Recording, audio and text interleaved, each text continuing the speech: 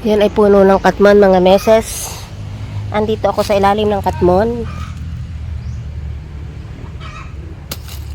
Andito ako sa ilalim ng katmon at ako nangunguha ng talbos. Dito may talbusan na yun ha.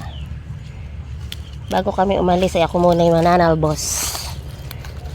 Mananalbos muna tayo dahil mahal ang mahal ang mga ganito sa Maynila.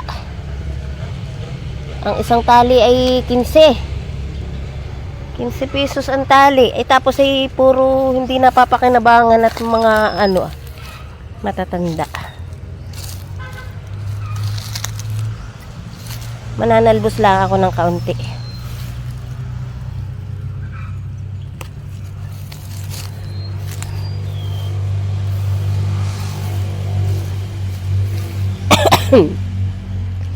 Ay di mga meses. Naandito ako sa kagubatan.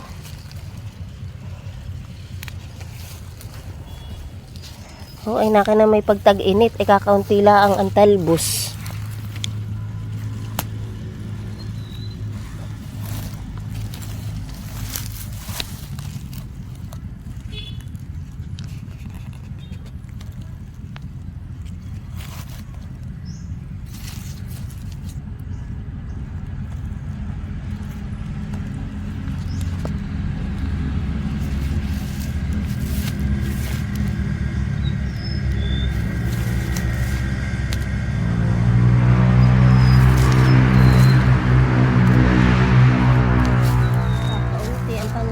Tag-init.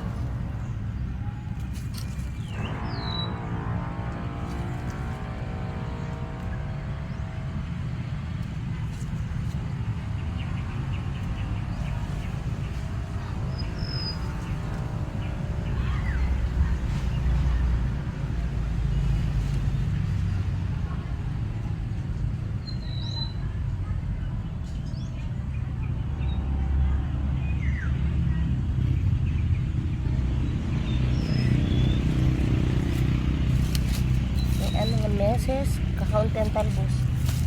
Pag ganitong tag-init ay kakaunti ang talbos.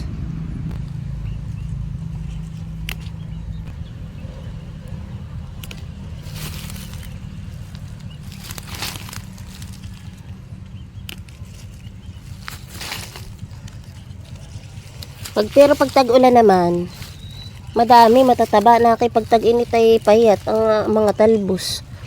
Ito kay aking hukayin, baka may laman. Aray.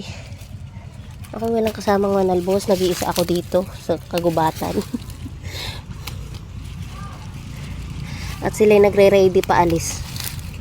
Ay, yung aking driver ay kakagising lang. Kaya kami medyo mahuhuli. Nakandito sa probinsya at libre lang. Libre lang ang mga prutas, gulay-gulay. Hingi ka lang dito sa kapitbahay. Ay ako hindi nang hingi. Nanguha na nanguha na lang ang mga meses. Ayan, yun namang may-ari na ito yung kaibigan.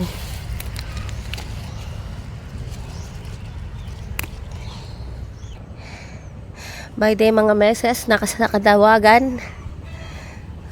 Sobrang init. Nandito na ako sa lilim, may mainit pa rin.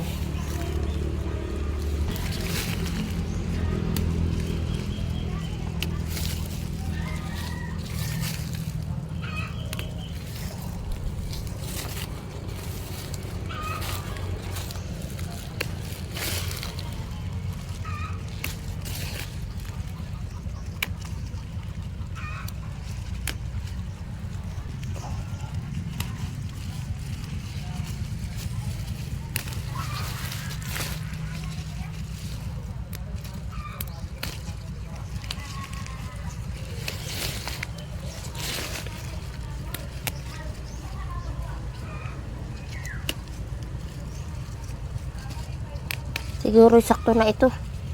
Panglaga ko lang sa umaga. Panglaga ko lang.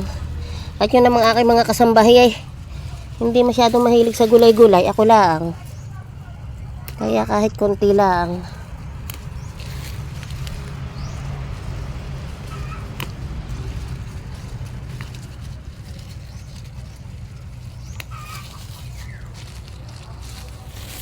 Kakaunti mga meses ang nakuha ko. Pero pag tag-ulan ay matataba.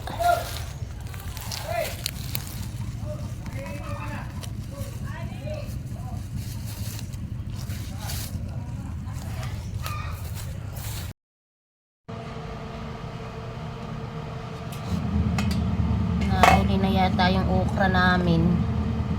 Nahuli na sa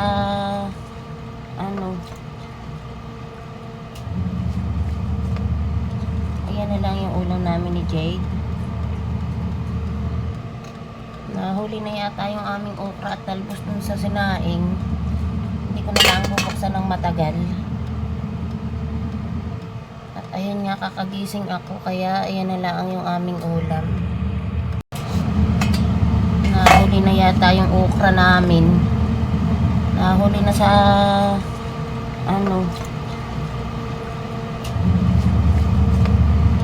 ayan na lang yung ulam namin ni Jade.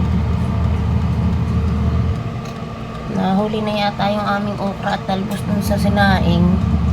Hindi ko na lang bubuksan ng ayan guys, yung aming laga. Saktong sakto yung lambot. Aray, ang init. Saktong sakto yung lambot, hindi siya Hindi. siyempre probinsya yun. Sa probinsya malalaki ang ibon. Dito kunti na lang yung mga puno, kunti na lang yung tinitira ng mga ibon. Kaya kapag kunti ang puno, umaalis yung mga ibon. Naghahanap sila ng maraming puno. Kaya sila maliit pa rin. Oo, ang natitira dito yung maliliit na ibon, yung kayang mabuhay dito sa syudad. Pero yung malalaking ibon, huhulihin sila takot sila sa mga tao. Huhulihin sila ng mga tao, kaya pumupunta sila sa malayo kung saan kunti lang yung mga tao at malaya silang nakakalipad. Ayan guys, ito yung aking gulay. Mukhang nalambog nga. Napaaga yung aking lagay, pero okay na yan. Ulam namin ni Jade.